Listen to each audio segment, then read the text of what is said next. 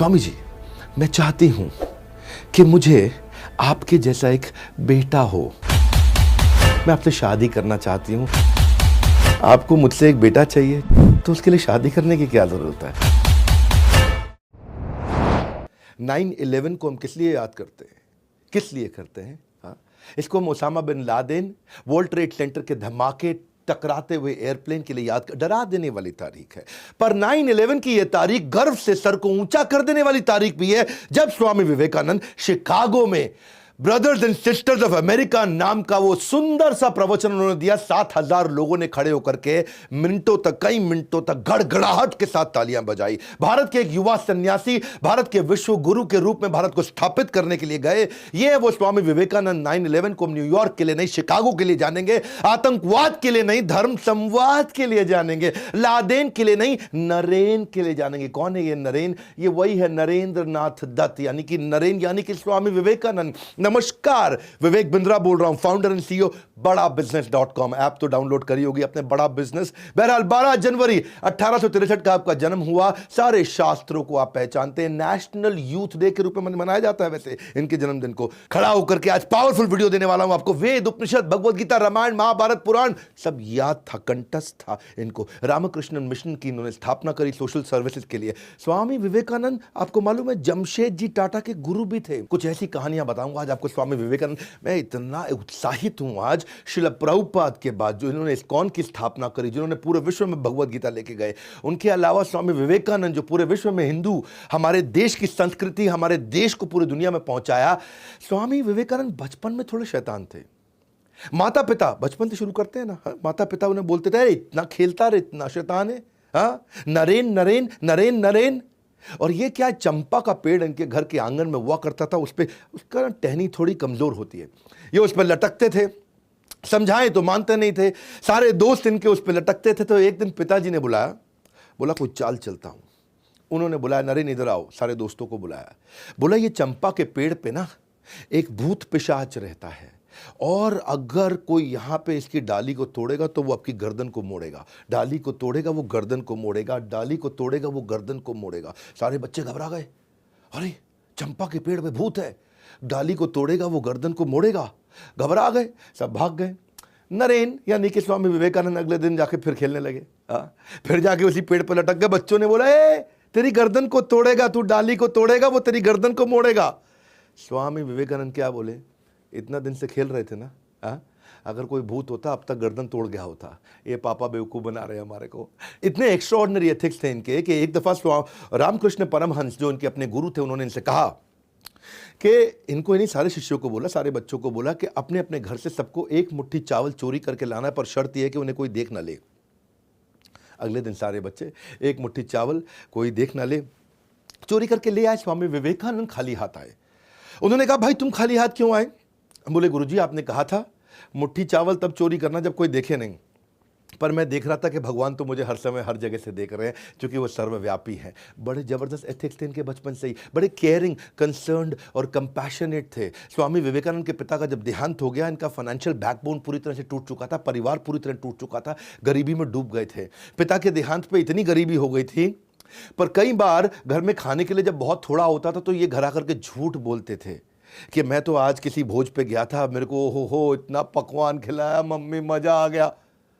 और माँ को बोलते थे आप खा लो ये खाना, और कई कई दिन तक घर पे खाते नहीं थे, क्योंकि सबका, इनका ना बचपन से ही मन के अंदर ये फीलिंग थी कि मुझे सबकी सेवा करनी है। इनका फोकस बड़ा फैल्कन लाइक था। एक कथा तो मैं इनकी बता चुका हूँ कि पूरी की पूरी शादी की बारात निकल गई थी, ये पढ़ते रह गए, इनको पता ही नहीं चला यहाँ से बारात निकल गई। लोग पूछ भी रहे थे बारात गई, बारात, कुछ नहीं पता चलता है, ऐसा फोकस था इनका, इतना भयंकर फोकस। एक दिन ऐसा हुआ कि ये बेहोश मिले अपने कमरे में। लोगों ने पूछा, भाई क्या हो गया, क्या हो गया, क्या हो गया? पानी डाला, उठाया इनको, ऐसा ऐसा ऐसा ऐसा हिलते हुए, झटका देते हुए खड़े हुए। तो पूछा क्या हुआ? बोला कुछ नहीं, मैं तो पढ़ रहा था। तब पता चला ये 3 दिन 3 रात से पढ़ रहे थे।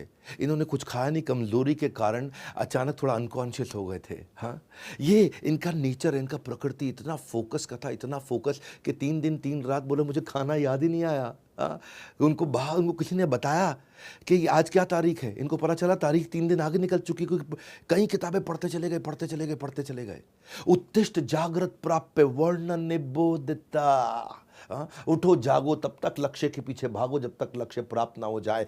Arise awake and stop not until your goal is achieved. ये स्वामी विवेकानंद का वो गोल्डन स्टेटमेंट है। दया जो है ना, इनका स्वाभाविक गुण था। इनकी मां ने एक बार इनको कहा कि बेटा जरा चाकू पकड़ाना, मैं सब्जी काट रही हूं। तो चाकू पकड़ाते वक्त उन्होंने क्या किया, चाकू की धार की तरफ है वहां से खुद पकड़ लिया और हैंडल अपनी मां को पकड़ाया। और तब मां ने हैंडल पकड़ा और देखा कि धार को अपनी तरफ पकड़ा। इसी पे मां ने सारे भाई बहन और सब बच्चों को बताया कि ये इसके अंदर करुणा की भावना है, जो दूसरों को कभी दुख ना पहुंचे, दर्द ना पहुंचे, बचपन से ऐसे थे। स्वामी विवेकानंद जब शिकागो गए आगे चल के बड़े होने पे, तो वहां एक लाइब्रेरी जाया करते थे। एक किस्सा सुनना बहुत मजा आएगा आपको। लाइब्रेरी जाते थे, सुबह किताब बोरो करते थे, शाम को वापस करते थे, सुबह किताब बोरो करते थे, शाम को वापस करते थे, सुबह किताब बोरो करते थे। लाइब्रेरियन परेशान, बोले तुम इंडियन पागल हो गया भैया, सुबह किताब बोरो किया, शाम को वापस किया। बोले जब पढ़ना नहीं तो मजा क्यों लेते हो, टाइम क्यों वेस्ट करते हो। स्वामी जी बोले मैं सब पढ़ लेता हूँ, मैं इतनी मोटी किताब सुबह लेके जाता है, शाम को पढ़ लेता है, शाम को वापस कर देता है। तो लाइब्रेरी ने बोला मैं तेरा टेस्ट लेती हूँ। उन्होंने उनका टेस्ट ले लिया। उन्होंने 1 महीने की 30 किताबें उठाई और बोला कि चलो मैं इसमें से कुछ पूछती हूँ। और जब पूछने लगी उनसे, तो स्वामी विवेकानंद ने न केवल ये उसका उत्तर दिया, बल्कि ये भी बता दिया कि आप 1415वें पेज से, आप 392वें पेज से, आप 221 पेज से ये प्रश्न पूछ रहे हैं और इसका उत्तर इस पैराग्राफ में लिखा। और पूरा का पूरा पैराग्राफ याद रहा। फोटोग्राफिक मेमोरी, स्वामी विवेकानंद अद्भुत थे। एक बार एक ब्रिटिशर ने स्वामी विवेकानंद से पूछा कि Swami ji why don't you wear proper clothes. अब वो भगवा वस्त्र में रहते हैं ना, धोती कुर्ते में, भगवा वस्त्र में। उन्होंने पूछा कि why don't you wear proper clothes like a gentleman. तो उन्होंने इसका अर्थ क्या हुआ, भाई तुम अच्छे कपड़े जेंटलमैन के लिए क्यों नहीं पहनते। तो स्वामी विवेकानंद मुस्कुरा के बोले कि आपके कल्चर के अंदर टेलर आपको, दर्जी आपको जेंटलमैन बनाता है, पर हमारे भारत में, हमारे कल्चर के अंदर हमारा कैरेक्टर हमारे को जेंटलमैन बनाता है। ये कैरेक्टर के बहुत पक्के थे। इनका एक तो इच्छा शक्ति और बुद्धि, ये 2 चीज़ बहुत ज़बरदस्त थी। ये वहाँ यूनिवर्सिटी में पढ़ा करते थे अमेरिका में। और एक दिन जब कैफेटेरिया में कुछ खाने गए तो थाली में भोजन लिया, जाकर के बैठ गए टेबल पे। जैसे ही टेबल पे बैठे तो वहाँ उनका एक प्रोफेसर बैठा हुआ। वो अंग्रेज प्रोफेसर इनसे चिढ़ता भी था, बहुत चिढ़ता था। हाँ, तो जैसे ही अंग्रेज प्रोफेसर ने देखा कि ये स्वामी विवेकानंद आके बैठ गया है, तो एकदम बोला वो, pigs don't sit next to swan. सुअर जो है हंस के पास नहीं बैठा करते हैं, ऐसा प्रोफेसर बोला उनको। स्वामी विवेकानंद मुस्कुराए, बोले सुअर हंस के पास नहीं बैठते। बोले नहीं बैठते। बोले ओके ठीक है, मैं उड़ जाता हूँ फिर। और उठ के प्लेट निकल पड़े। सारे बच्चे हंसने लग गए। वो सोच रहा था कि भाई इसको सुअर बोलूँ, ये कहते हैं मैं उड़ जाता हूँ। तो बेचारे प्रोफेसर की बेइज्जती हो गई। वो बोला मैं उड़ जाता हूँ, मतलब ये हंस तो सुअर। तो बेचारे जब सब हंसने लगे तो प्रोफेसर को बहुत बुरा लगा। उसने सोचा है मैं इसकी बेइज्जती करता हूँ, चिंता मत कर, तू क्लास में, तेरे को क्लास में देखता हूँ। वो स्वामी विवेकानंद क्लास में आके बैठे तो प्रोफेसर ने कहा तुम खड़े हो जाओ। स्वामी विवेकानंद को खड़ा कर दिया। खड़ा करके बोले अगर 2 थैले मिलेंगे बाजार में, एक में धन एक में बुद्धि, स्वामी विवेकानंद तुम क्या उठाओगे। तो स्वामी विवेकानंद मुस्कुराए, बोले मैं धन वाला थैला उठा लूंगा। बोले देखा, मुझको पहले ही पता था, है जी। तो बोला, प्रोफेसर बोला अचानक, बोला आप क्या करते। प्रोफेसर बोला मैं बुद्धि का थैला उठाता, बुद्धि जरूरी है। स्वामी विवेकानंद बोले ठीक बात है, जिसके पास जो नहीं है वो तो वही उठाएगा ना। हाँ, अब बच्चे बहुत जोर से हंसने लगे, है जी। उसने टीचर को फिर बेवकूफ़ बना दिया। लेकिन टीचर को जो है ना गुस्सा बड़ा, बोला इसको भी सिखाता हूँ, मैं अभी सिखाता हूँ। अगले दिन उसने टेस्ट ले लिया सबका, बोला सब टेस्ट दो। स्वामी विवेकानंद ने टेस्ट दिया, बहुत देर बैठ के बढ़िया टेस्ट दिया, इतनी शीट भर दी। तो जब प्रोफेसर के पास सारी शीट आई, प्रोफेसर साहब ने शीट पढ़ी नहीं और नीचे लास्ट में आखिरी शीट पर लिख के दे दिया इडियट। इडियट लिखा, वापस कर दिया, है जी। स्वामी विवेकानंद ने देखा कि भाई ये प्रोफेसर ने पढ़ा नहीं है और नीचे लास्ट में इडियट लिख दिया है। तो वापस गए प्रोफेसर के पास, बोले प्रोफेसर साहब, हाँ गुरुजी, आपने जो है साइन करके अपना नाम तो लिख दिया लेकिन मेरे को मार्क्स तो दिया ही नहीं। तो वो इडियट बता दिया कि आपने अपना। इतना तेज थे स्वामी विवेकानंद, इतना तेज थे कि प्रोफेसर बोले इडियट लिखा तो आपने साइन कर दिया, मतलब। सो स्वामी विवेकानंद का मानना था कि अगर आप अपने आप को कमज़ोर मानोगे तो आप कमज़ोर हो जाओगे, और अगर अपने आप को शक्तिशाली मानोगे तो आप शक्तिशाली हो जाओगे। मानसिक रूप से बहुत बुद्धिमान, अलग ही प्रकार के, टिट फॉर टैट करने वाले। क्योंकि अंग्रेज लोग चिढ़ा करते थे उन दिनों भारतीयों से। तो एक दिन ट्रेन में जा रहे थे और जब स्वामी जी ट्रेन में जा रहे थे तो थोड़ा बर्थ होती है ट्रेन की, जहाँ बेड जैसा होता है, उस पर लेट गए। उनकी आंख लग गई तो बाजू में अंग्रेज बैठा था। अंग्रेज ने देखा ये स्वामी जी बैठे, चिढ़ते थे उनसे वो, तो उनका जूता उतारा, निकाल करके खिड़की से बाहर फेंक दिया। अच्छा, स्वामी जी ने देख लिया कि खिड़की से बाहर फेंका पर वो कुछ बोले नहीं, और अंग्रेज भी देखा स्वामी कुछ बोल नहीं रहा है, तो अंग्रेज को लगा इसको अंग्रेजी आती नहीं होगी या मुझसे डर गया है, तो ये कुछ बोल नहीं पा रहा है मेरे आगे। स्वामी जी चुपचाप लेटे रहे। थोड़ी देर में अंग्रेज को भी नींद लग गई। जब अंग्रेज को नींद लगी तो स्वामी जी ने जो है उठे, उनका हैट और अंग्रेज का कोट उठा करके खिड़की से बाहर फेंक दिया। जब अंग्रेज उठा तो देखा भाई हैट कोट कहीं मिल नहीं रहा, तो बोले स्वामी जी आपने मेरा हैट कोट देखा है? बोले हाँ देखा है। बोले कहाँ है वो? बोले वो मेरे जूते ढूंढने गए हैं। हाँ, मेरे जूते ढूंढने गए। इतना तेज टिट फॉर टैट करते थे। स्वामी जी के बारे में नेताजी सुभाष चंद्र बोलते थे कि ये फुल ब्लडेड मैस्कुलिन पर्सनालिटी है, फाइटर टू द कोर है। हाँ, फुल ब्लडेड का मतलब always enthusiastic, high on energy. ये कोई असाधारण वैसे स्वामी जी नहीं थे जो केवल हाथ ही जोड़ के ऐसे बैठे रहे। ये अलग प्रकार के स्वामी जी थे। इनका प्रेजेंस ऑफ माइंड बहुत तेज था। एक दिन जब ट्रेन में ट्रैवल कर रहे तो वहां कुछ लड़कियां आ गई सामने। लड़कियों ने देखा कि गेरुए वस्त्र में साधु बैठा है, बेवकूफ होगा, इसको कुछ बेवकूफ़ बनाते हैं। उन्होंने देखा कि स्वामी विवेकानंद ने बहुत बढ़िया घड़ी पहनी है। इतनी बढ़िया घड़ी तीनों लड़कियों की नज़र थी। तो उन्होंने स्वामी जी को बोला, ए स्वामी अपनी घड़ी उतार के दे दो, नहीं तो यहीं चिल्लाएंगे कि तुम हमको छेड़ रहे थे। तो स्वामी विवेकानंद चुप रहे। उन्होंने अनसुना कर दिया, ए स्वामी तुमको बोल रहे हैं घड़ी उतार के हमको दे दो। अंग्रेजी में बोला, मैं ऐसे बोल रहा हूँ, घड़ी उतार के दे दो, नहीं तो हम यहां शोर मचा देंगे कि तुम हम पे, हमारी इज्जत पे हाथ डाल रहे थे, तुम हमको छेड़ रहे थे। स्वामी जी जो है चुपचाप बैठे रहे। तो जब उन्होंने थोड़ा और आगे जाकर के बोला, स्वामी जी बोले हाँ। तो लड़कियां बोली अब क्या करें, हाँ जी कैसे समझाएं इसको? स्वामी जी बोले हाँ हाँ हाँ। और लड़की अच्छा पढ़ लेता है, बोल नहीं पाता, सुन नहीं पाता। उन्होंने लिख के दे दिया कि भैया सुनो, मेरी अपनी घड़ी उतार के दे दो, नहीं तो सबको बता देंगे तो हमको छेड़ रहे हो। स्वामी जी ने जैसे ही पर्चा लिया, जेब में रखा, बोला अब पुलिस को बुला लो, अब संभाल लूंगा। तो बहुत तेज थे वो कि जी लिखे तो मैं ले लिया, घड़ी उतार के दे दो। ये स्वामी जी का जो है ना प्रेजेंस ऑफ माइंड, ये कमाल का था। इनकी फोटोग्राफिक मेमोरी थी। एक दफ़ा इनको समुद्री जहाज से जब अमेरिका में जा रहे थे तो ये और इनका दोस्त जो कप्तान जहाज चला रहा था, कप्तान से बोले कि भाई साहब आप अखबार नहीं पढ़ रहे हैं तो आपका अखबार हम पढ़ लें थोड़ी देर के लिए। तो कप्तान बोला पढ़ लो, लेकिन मुझे वापस चाहिए क्योंकि मैंने अभी तक पढ़ा नहीं है। स्वामी जी बोले ठीक है। स्वामी जी लेके अखबार अपना पढ़ने लगे। स्वामी जी ने फट से अखबार पढ़ लिया 15 मिनट में। पढ़ने के बाद उनका दोस्त बोला स्वामी जी का कि भाई मैं भी पढ़ लूँ। बोला आप भी पढ़ लो। तो वो ही पढ़ने लगा। वो पढ़ने लगा। समुद्री जहाज में चल रहे थे तो हवा तो बहुत तेज चलती है। अचानक इतनी तेज हवा चली कि अखबार छूट के निकल के समुद्र में गिर गया। अच्छा, कप्तान को आया बहुत गुस्सा, तुमको कहा था पागल स्वामी, तुमने अखबार मेरा उड़ा करके समुद्र में फेंक दिया, मुझको पढ़ना था। स्वामी जी बोले नाराज मत होइए, कोई बात नहीं। क्यों नाराज ना हूं, मेरा अखबार चला गया। नहीं कोई बात नहीं, नाराज मत होइए, जरा कोई कॉपी पेन पड़ा है? तो कॉपी पेन दिया। तो स्वामी जी गए, आधा घंटा कुछ लिखते रहे। यहाँ कप्तान खुंदक खा रहा था, स्वामी जी आधा घंटा कुछ लिखते रहे। कप्तान खुंदक खा रहा था, स्वामी जी लिखते रहे। थोड़ी देर बाद स्वामी जी आए, ये लीजिए पूरा अखबार आपको लिख के दे दिया। स्वामी जी ने एक एक शब्द अखबार का पूरा वर्ड टू वर्ड लिख के दे दिया। उसकी बुद्धि चकरा गई और बोला, उसने उतर करके वहाँ चेक किया, बोला चेक कर लेना, पूरा वर्ड टू वर्ड पूरा अखबार छाप दिया स्वामी जी ने वहाँ पे। ऐसी फोटोग्राफिक मेमोरी थी।